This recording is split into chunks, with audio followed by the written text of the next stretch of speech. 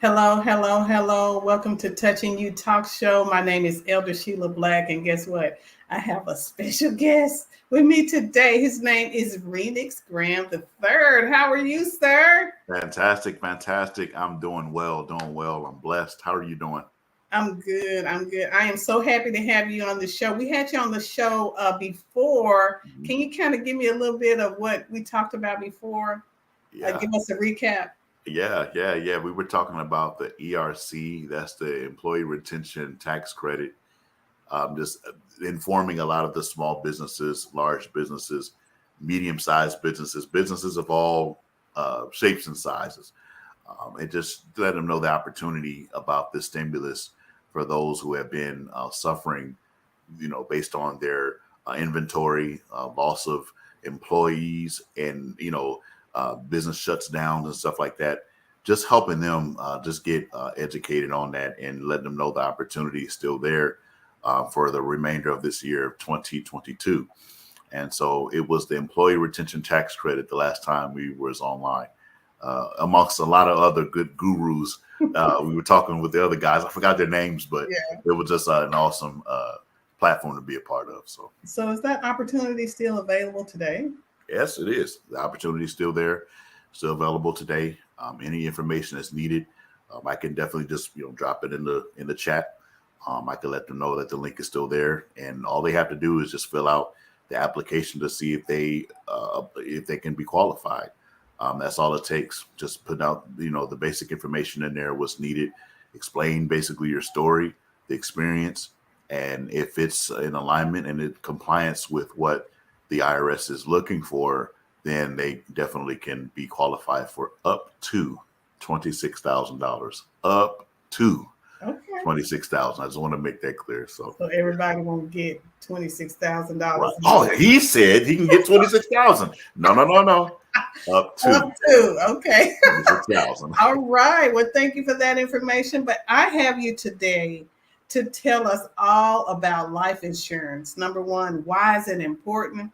And then we will go down the list and talk about the policies that are available to everyone. So first of all, let's talk about why is it important to have life insurance. I know with old school, when I say old school, like my aunt and my mom and my grandma, they had the old Reliable. Remember that insurance company, Yep. Reliable? And they Hmm. paid $5 a week or whatever it was they paid. Hmm. And Yep. they made sure they paid that insurance policy. Well, this new set and new generation of people don't really see the importance and don't really see the need. So I just wanted us to come together. Let's sit down and have a conversation about it. Tell me, why is it important? Yes. First and foremost, I want to say thank you again for having me again on your show. Thank you for allowing me to sit here and to talk with you again, to be on this platform. I want to just let you know, commend you. You're doing a fantastic job. You're doing a wonderful work in what you're doing in outreach to the community. So just want to say thank you for that. So the reason why life insurance is important is because without it, let's just say without it, you know, it's really a tough experience to be in.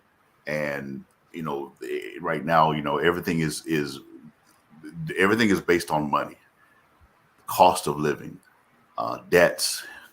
You got education for the kids, got to pay off college debts and things of that nature. And without having those things, without having life insurance, you're looking at double the grief. The first grief is you're grieving the loss of the loved one. That's the first thing.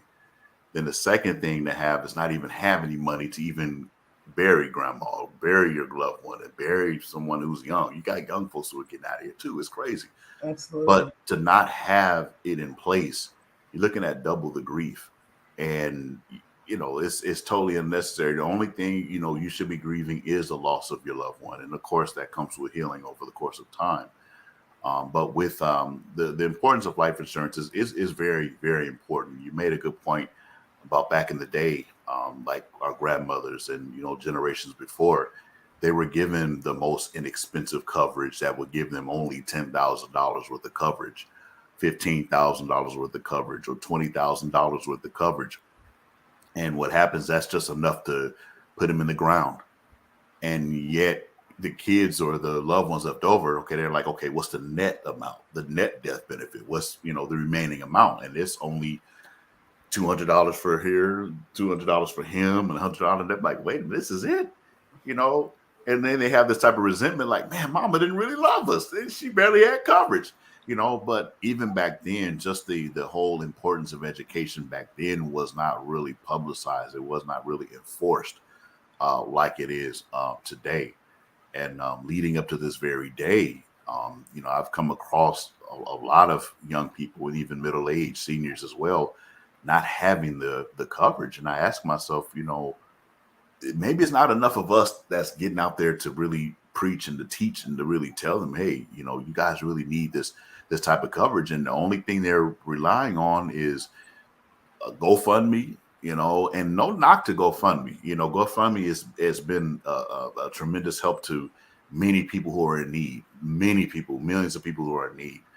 However, what about living benefits? There's there's so many good, also, different benefits that comes with life insurance coverage. What about living benefits? If I was to be sick, can y'all accelerate the death benefit? If I need the money now while I'm alive, can I use that? GoFundMe wouldn't allow that, So, life insurance is really important. There's so many avenues to having life insurance, definitely. Well, let's talk about some of the coverages that are available. So the first one I want to talk about is term life insurance. So can you tell us what that is and what it entails and what it pays? Yes. So what term is just what it is. It's for a certain amount of time. You're looking at a minimum of 10 years. You have 15 years. You have 20 years. And there's some that goes all the way up to the max of 30 years. So term is considered like an inexpensive type of coverage, and it's covering you for a certain amount of time. So let's just say for 20 years. Okay, and I get $100,000 worth of coverage for that 20 years. That $100,000 is good to cover me for that full 20 years. And the premium amount, I'm just throwing a number out there, paying $100 every single month. Okay, that's great. $100, $100,000 worth of coverage, not bad. That's good. But over the course of time, you're realizing, okay, I'm paying $100, and there are some days like, oh, $100 is a lot of money.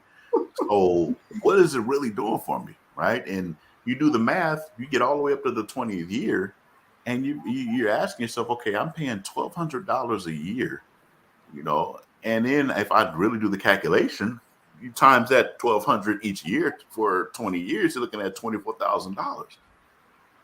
There's a lot of people that call the company and says, hey, well, I'm at the end of my 20th year.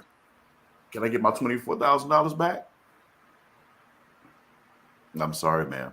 You only were paying for the coverage. Sometimes they kind of get that mixed up. Like you got some money set aside as a pot, but your pot of gold, right? But it's not. You're only paying for the coverage. Now, there's nothing wrong with term. Term is good. Something is always better than nothing, right?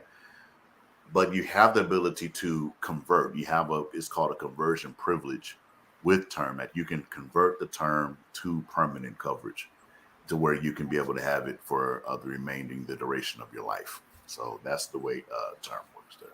Now, if you want to restart term, I apologize, didn't mean to jump in, but let's say if you want to renew the term, say, okay, you know what, I want to do another 20 years. Okay, as you get older, guess what happens to the cost of insurance?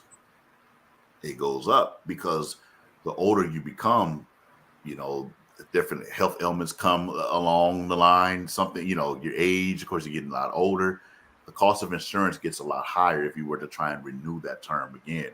So it can get kind of dicey over the course of time, but that's just, once again, that's just the way, the characteristics of term. So does the benefit decrease at all during that term? Meaning, like at the beginning of the term, it'll pay $100,000, but every year it's not one of those type of things where it starts to decrease, right? Right. It still remains the same. You still keep that. I mean, you're on your 18th year, still paying the same. still you're still maintaining that $100,000. That does not change. Okay. Are there any hidden um what do I want to say? Any hidden limitations we need to keep in mind with term? Hidden limitations? No, No. it is I what mean, it is. it is what it is. The term is like, take it or leave it. Take me as I am, but don't have me at all. It's just that's just the way that's the way term is. You only have me for 10 years or 20 years, 15 years, or 30 years. But after that, when we're done, the relationship is over. Unless if you want to try and, renew Convert. again and get another, coverage or convert, you can convert and have it forever. You could stay in a what we call a lifetime relationship, with the permanent coverage as well. So once again, nothing wrong with term. It's just is what it is. It's only there to cover you for a certain amount of time. And just to make clear, I must make clear the money you do pay to the insurance company is not being stored away. That's the mistake or that's just a misconception that some clients have. They figure, oh, I've been putting in 13,000, I'll get that money back. You do not get money back on term. That's the hidden thing that I want to bring to light is that you do not get that your premiums you pay every month. You do not get that back. Okay. That's term. All right. So let's talk about whole life insurance. Okay. So now we're segueing from term to permanent. Whole life is considered a permanent coverage where it can cover you for the rest of your life. The coverage will say the same amount, $100,000 worth of coverage. It does have a cash value vehicle where you're able to accumulate some nice, money there. There's not much, little to no interest that gets paid into the whole life. However, your own principal dollars you're putting into the whole life, you're able to accumulate in the cash value. Those are the pros of having that. Again, as long as you're paying into it, that does, keep the policy in force. The con per se, or the challenge, is where let's say you want to increase the death benefit. Let's say, hey, I want to be able to increase my 100,000. I'm realizing that my house value is at 250,000.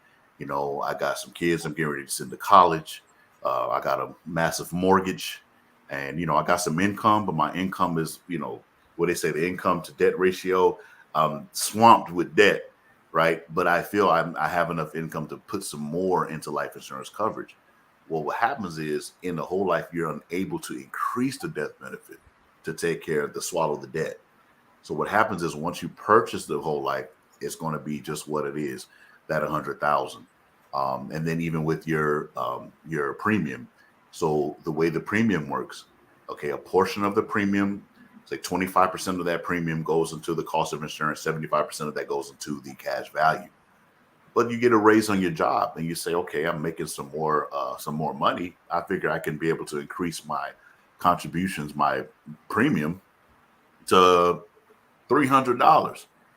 You're unable to do that because you're stuck at that $100. Whatever commitment you made when you signed that contract is going to be what it is. Now, if you want to increase it or want to get a much larger policy, you would just have to reapply again by filling out the application. And so that's the characteristics of how whole life works. Okay. So one of the other ones is variable. Let's talk about variable insurance. Yeah, absolutely. So variable, there's flexibility in variable versus whole. So you can decrease the death benefit. Say, yeah, you want to go up to 200,000, 300,000, that's fine. Same thing with your contributions every month with your premium. Say, hey, I don't want to put in $100 anymore. I want to put in $200 or $300 a month. So you can do that. However, the word variable, when people ask a question, oh, what do you think about this? Well, it varies, which means that there's no guarantee with the situation or whatever the outcome would be. So it's very neutral. So in this situation, your death benefit goes with the fluctuation of the stock market. So I'm sure you may have heard of the bull market, the bear market. and we've been dealing with a lot of bear market, which means the market has been down, right? So if the market decreases or the market drops, your death benefit goes down, your cash value goes down, your premiums, what you pay into it, stays the same. You're still putting in $300 a month. The company, the insurance company, gonna still take your money. That's no problem. But the death benefit, it decreases, and even with your cash value. So it's a bit of a gamble, And I don't know if we have a lot of gamblers out there that wants to take that risk. Get your play money, go to Las Vegas instead, and don't play with your life insurance. That's your life insurance. You know what I mean? So that's the performance of variable. There's just a lot of fluctuation, just increases, decreases, and there's no guarantees. So is the premium for variable less than term or whole? Or yeah, it's more than term. So even with whole and variable, the cost of insurance is a little more than the term policy. okay. Yes, All ma'am. right. So what about universal? Yeah. So the universal life is the same as, I would say, like a variable universal life. The only difference with the universal life is that you don't get much interest in the actual cash value. There is fluctuation there. You do have some. You're able to get some increases, some decreases in your death benefit, increases, decreases with your premiums. You have control. However, as far as with the actual interest in your cash value, you're not really seeing much interest. I mean, I'll be looking at like 2%, 1% here, whatnot, and it's compared to whole life based on the compounding like interest. You're not really seeing much growth in the universal life. It's almost there, being on the winning side, with the life insurance policy, the way it works, but you're not really seeing much interest on your ROI, your return on investment. So, Okay. Okay, let's talk about the IUL. What does that stand for? yeah, indexed universal life. So, indexed means that it's being monitored. Okay, let's say you have the cap, you have a floor, and so it's being monitored by the behavior of the market. So you would see at one moment it'll be an interest rate of 13% in the first annual year. Second year may go up to 24%. It may go down to 8%. Worst case scenario, maybe 4%. So it just keeps track. It keeps a record of the performance of the market year to year on an annual point to point basis. Now, with the IUL, you're looking at much greater gains. You take participation in the market. However, you have a floor that's called the safety net. So, worst case scenario, if the market tanks, if the market drops, you have that floor that's going to keep your accumulation value in place in your cash value. So, you're not losing a penny of your money. That's a good thing as well. Also, you have the liberty and the control to increase your death benefit. You want to go up from 100,000. You say, "Hey, I can do much better than that. Take me up to 300,000." You can do that. You can increase your premium as well. You can do that as well. There's another huge thing is huge here. Let's say you have $50,000 accumulated in your cash value in the IUL, and you needed a loan. I've had some clients that say, "Hey, I need some money out of my permanent policy in the IUL. What can I do? What would you recommend?" I will always recommend to them to take the loan versus taking the withdrawal. Because if you take the withdrawals will consist of paying taxes. Taking the loan is tax free. You don't have to worry about paying taxes on that loan. Now, here's another thing too, and this is the reason why my wife and I, we both have two IULs of our own. So you take that $25,000 loan to get it as the full value. There's no penalties. Nothing is being taken out of that 25,000, right? And I fall on hard times. Let's say I'm unable to pay that $25,000 back. Okay, are you penalized? You're not penalized. Will they surrender the policy? Will the policy be terminated? You will not be terminated. As long as you're paying your premiums every single month on your policy, the policy still remain in force. So the question would be, and that's another frequently asked question, is okay, the 25,000. So how is the company going to get paid back? How does the company get his money back? No problem. What they're going to do is they're going to pinch off of the $300,000 death benefit, pinch that $25,000 off, and pay itself back there, which means now they decrease your 300,000 down to 275,000 your death benefit. So you still have your death benefit.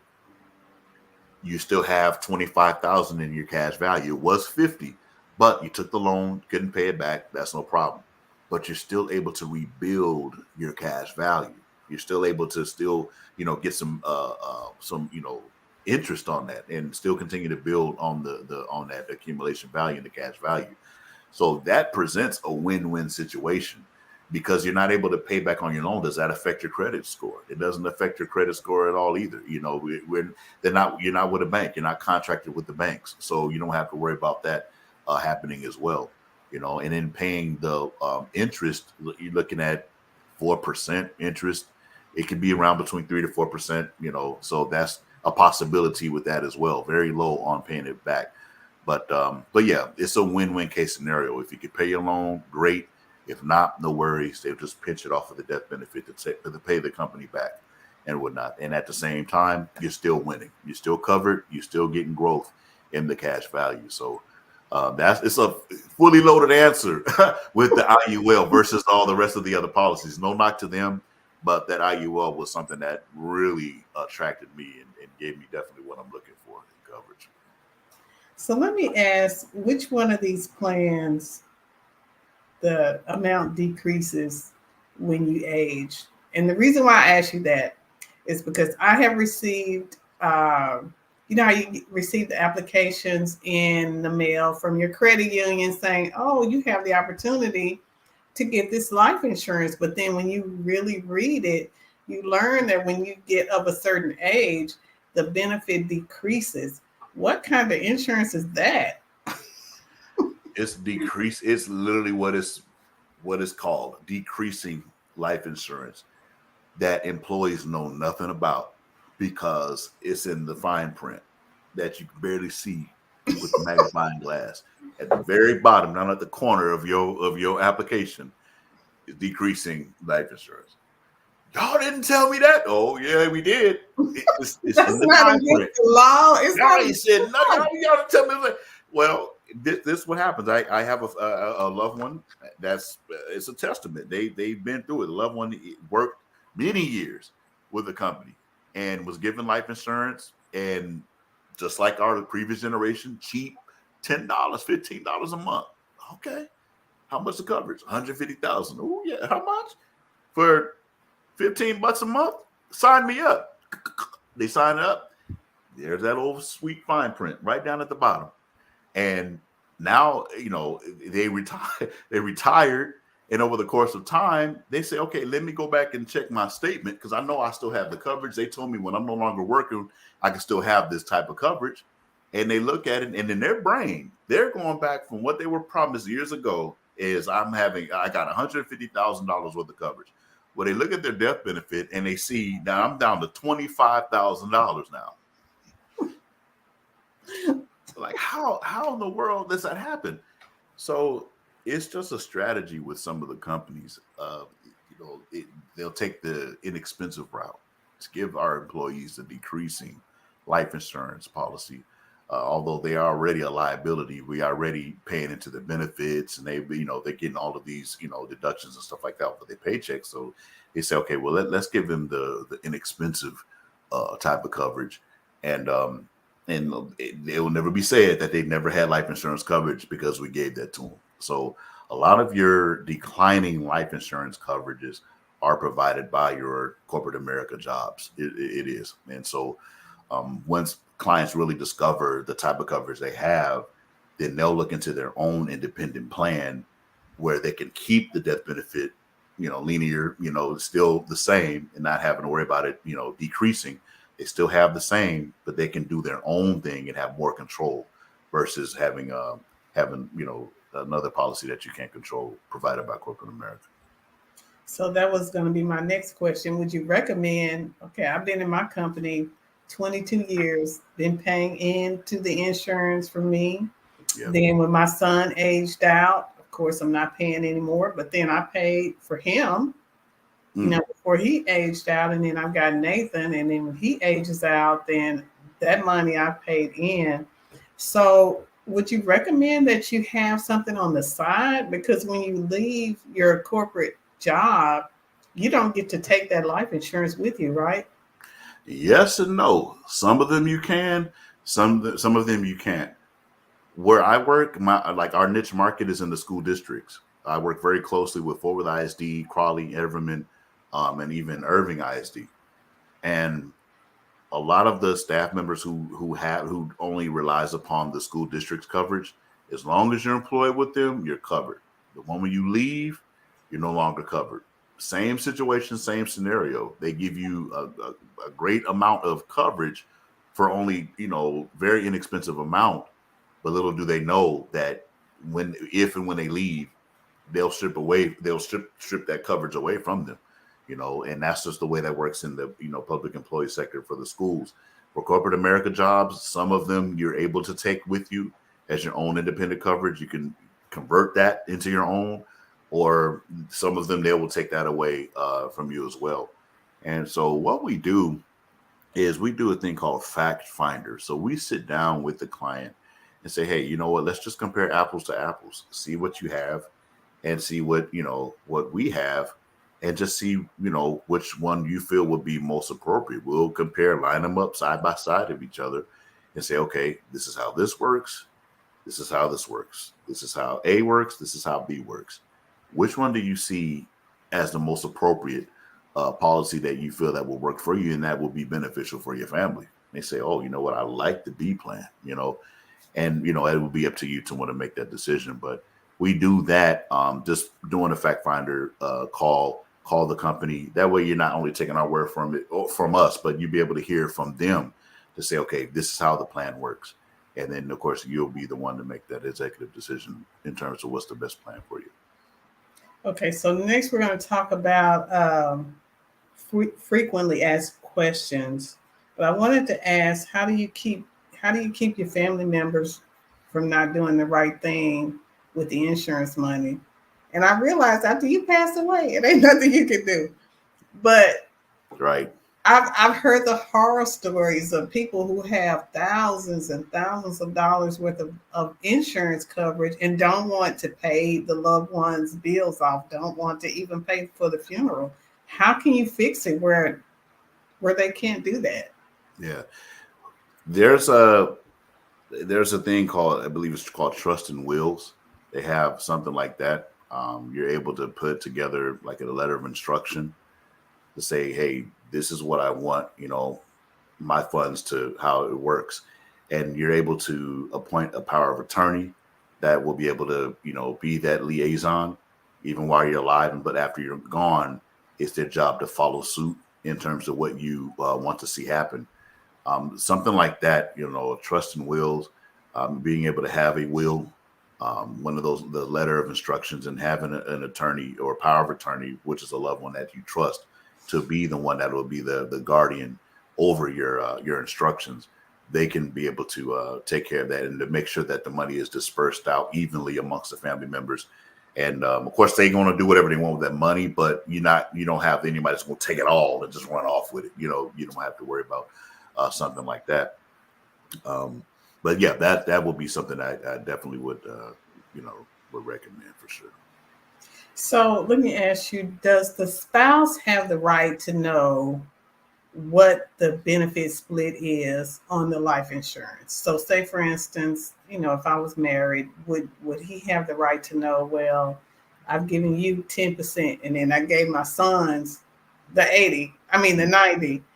Does a spouse have any rights to know this? And the reason why I ask is because I have a very dear friend who he did not realize that his wife had allocated the money, split the funds between him and her mom. And he didn't know that. So he made all of the funeral arrangements, got everything done.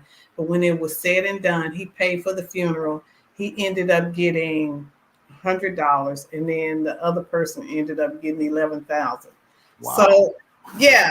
So do the spouse have a right to know? Because he didn't know. He didn't know. Yeah. And I'm sure a lot of people don't even think about it. They don't even think about it. Yeah. It really depends on the situation to even be awarded only $100. I don't know, of course, their situation, but it boils down to the application when it's time to fill out the application. You have you have 3 levels to it. You have owner, you have insured, and you have beneficiaries. So the owner is the one who has that makes the executive decision. It could be a sole owner, one owner, or you could have a joint owner. Now, if it's a joint owner, where it's husband and wife, both spouses, both of them will have the power to change the beneficiary percentage splits, who's going to be the primary beneficiary, who's going to be the contingent beneficiary. They can increase, decrease the premiums and the death benefit and stuff like that. But it's just all contingent upon who's the owner. Now you have insured. Now let's say if the wife is the owner, the husband is the insured. Guess who has the power? The wife has the power, and she has the power in terms to kicking them off the insurance, keep them on. Even with the beneficiaries, she can do whatever she wants based on the percentage splits of the beneficiary. So it depends, or vice versa. If the husband is the owner and the wife is the insured, the husband has the power to actually, make that change. But it just all depends on at the very initial meeting of filling out that application, who will be the owner, who will be the insured. You have 2 owners, co-owners, what we call it, joint owners. If you have just, one owner, you could have one owner, but not. But the owner is the one who actually makes the executive decision. Now, if the insured, the insured who is the second level under owner, he feels, hey, we need to increase our coverage. Hey, we need to get the premiums up. We need to get the death benefit up. Hey, I want to get my stepchild to be the contingent beneficiary. I need to add them on. Well, he has to get permission from the owner, because the insured does not have that power to make that switch. If that makes sense. It does. It does. Yeah. So let's talk about some frequently asked questions that maybe we haven't discussed already. Okay. So go ahead. Yeah, no, you good. Frequently asked questions. The top question will be, what will happen to the money? Not if I die, but when I die.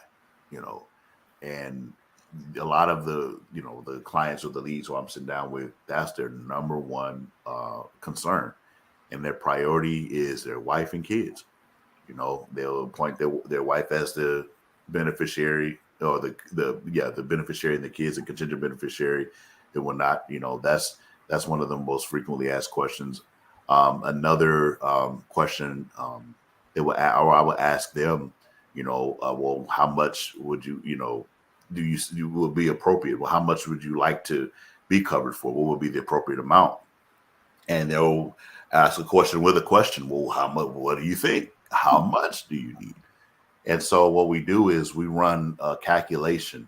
So it will determine, we would do DIME, DIME. So DIME stands for debt. What's the total amount of debt? Think of all the debt you have, all the debts that you owe. We do a calculation of that. Okay, that's the total for the debt. Income. All right. So for the income, how much is your income? How much are you making? What is your income? What's the household income? We combine that. Mortgage. How much do you have left to pay on your mortgage to pay the home off? Right. And then you got E, which is education, typically, for college, for the kids. How much do you feel, or how much do you think you're going to be paying for your kid's college when he goes to TCU or go to UNT or wherever? All right. They say, oh, it's going to be $100 some odd $1,000. So we take the DIME, all the numbers we were able to calculate, and get the grand total of the amount, and then that will determine, okay, this is the amount of coverage that you need. Let's just say their debt is $300,000. Okay, well, let's cover you for 400,000 or 500. You always want the death benefit to overshadow, or to, you know what I'm saying, to be much greater than your debt amounts there. So that's another frequently asked question there. They will always ask, do you think I should start off with term or start off with permanent?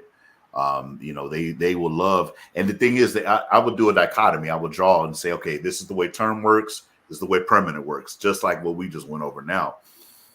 And first thing they say, I want that permanent. Okay, perfect. So with that permanent, if you're able to put something away for yourself, to cover you, to cover your family, how much would that be? Oh, I can do, $50 a month.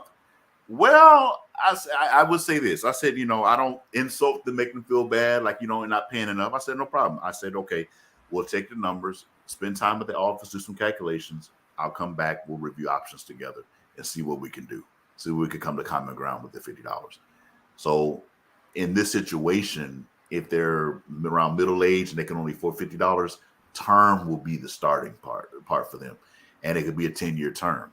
Mm-hmm. So with the term, okay, once again, you're covered for only 10 years, but I'll let them know, hey, you got 8 years to convert from term to permanent. Mm-hmm. You never know what your financial situation may occur, what may happen, right? So you may end up getting more money, you may end up getting a raise, and you realize, okay, you know what, I can afford. Hey, Mr. Graham, can you run the calculation for permanent? See what that will be. Okay, it will be $250. I can afford that, no problem. Well, let's go ahead and fill out the paperwork and convert you from term over to permanent. And so I don't, ever want them to feel like, hey, I feel less than because I'm taking a term. I tell them, listen, something is better than nothing. Even if you were to begin at term, it is something. It's better to have it than not need it than to need it. And you don't have it. You know what I mean? So that's another frequently asked question there.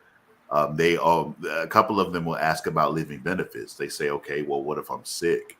If I'm, come down with cancer, stroke, heart attack, God forbid, any of those things were to happen, what can my life insurance plan do for me? Or does it only just cover death?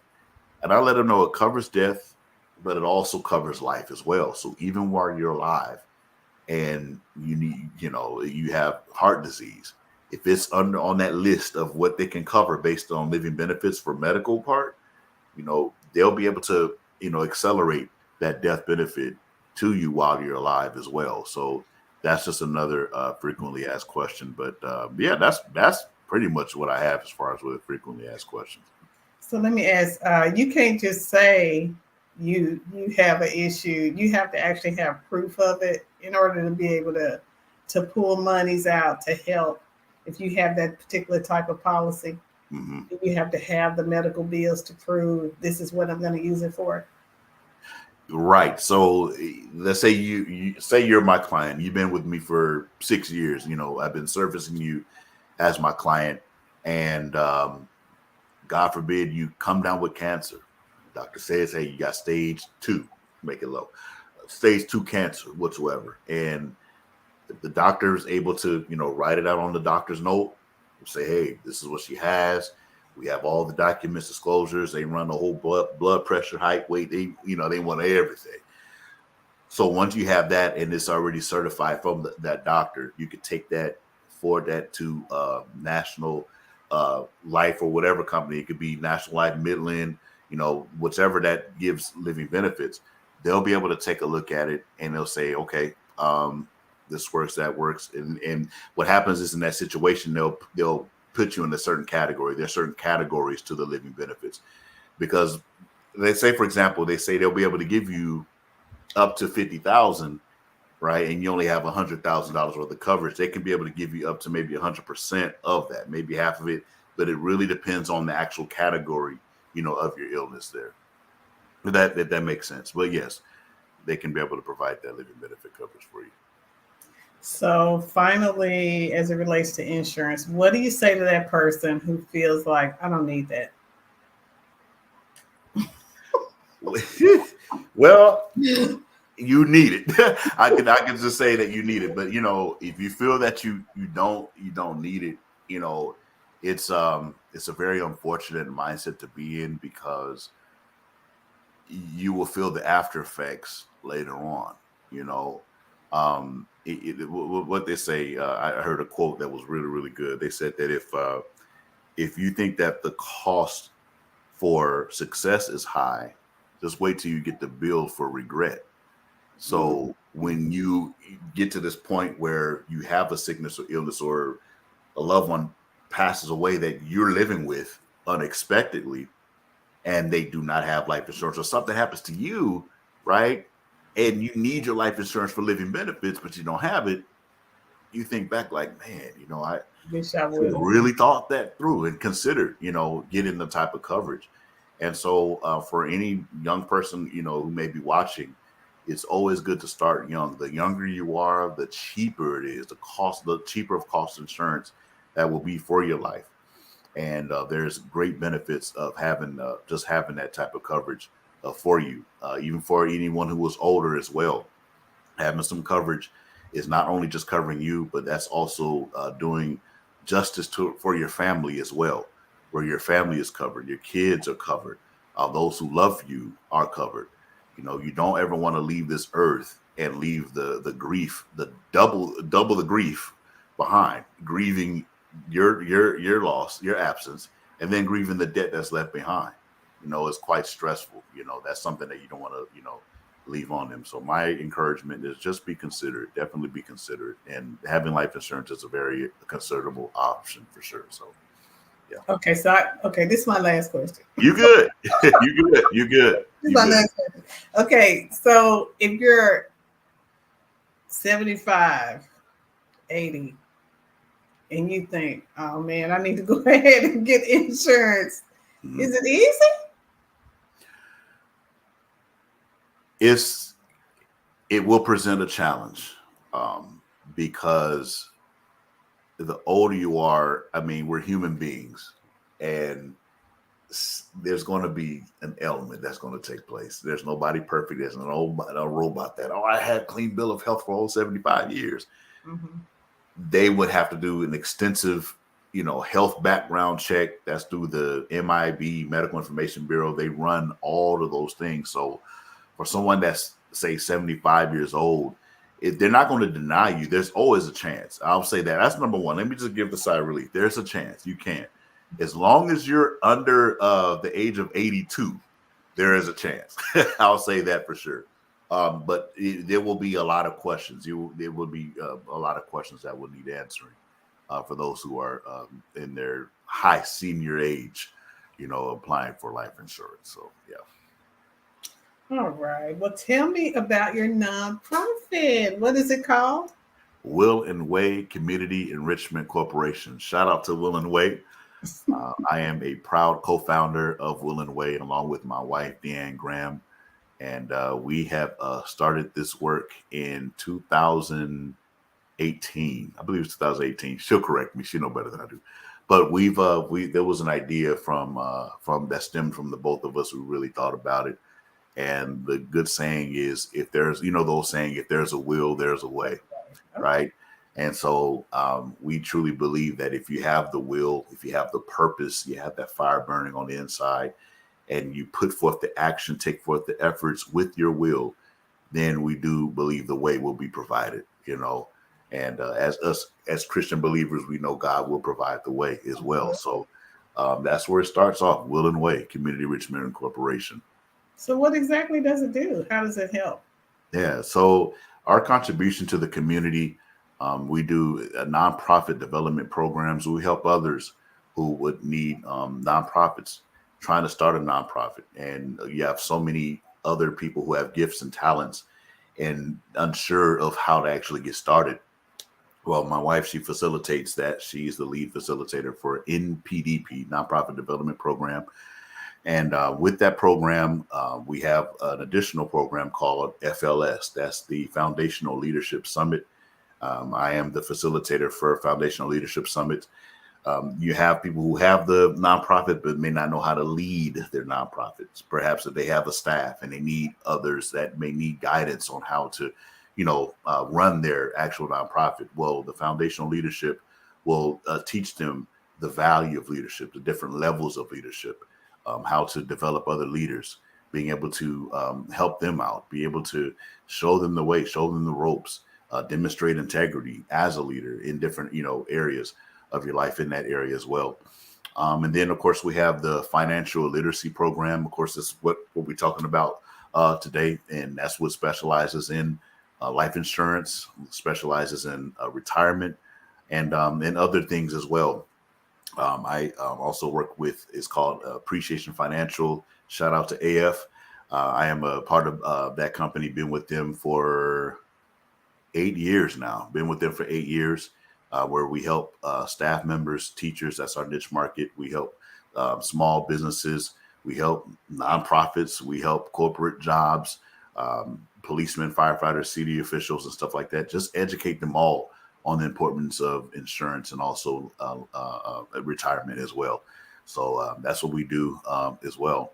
And I believe one more that we're working on is a residential living facility. So that's currently in the works right now, where we'll be able to help house veterans, homeless veterans that don't have a place to stay. Of course, they're paid, but they don't know how to actually work with their money. But we're able to help them, be at a place where they can be housed, and of course, be able to help them get educated on how to work with their funds and being able to be responsible for their lives as well, and stuff like that. So that's pretty much what Will and Way consists of. Will and Way Community Enrichment Corporation. I love it. I love the company. I love it too. I love it too. And I have totally enjoyed speaking with you. Now, we will post the information for Renix after the broadcast. Another thing that I want to say is that if you have any questions, go ahead and post your questions, and we will answer your questions after the broadcast. We want to just collect them all at once, and then we'll get back with you on those questions and get answers to you individually. But I want to thank you so much, Renix. This has been a great conversation. And this is the thing you don't know about Renix, y'all. He is one of the best musicians on this side of heaven. Yes, he is. You notice I ain't said nothing about it. Yeah, he didn't want to talk about that, but Elder Black is going to talk about it. He's one of the best musicians on this side of heaven, and we thoroughly enjoy him at our church, and we are so happy that he is our musician. And the thing about it, he has that very white voice. I'm waiting on him to preach that first sermon. I'm waiting. It's in there. It's in there.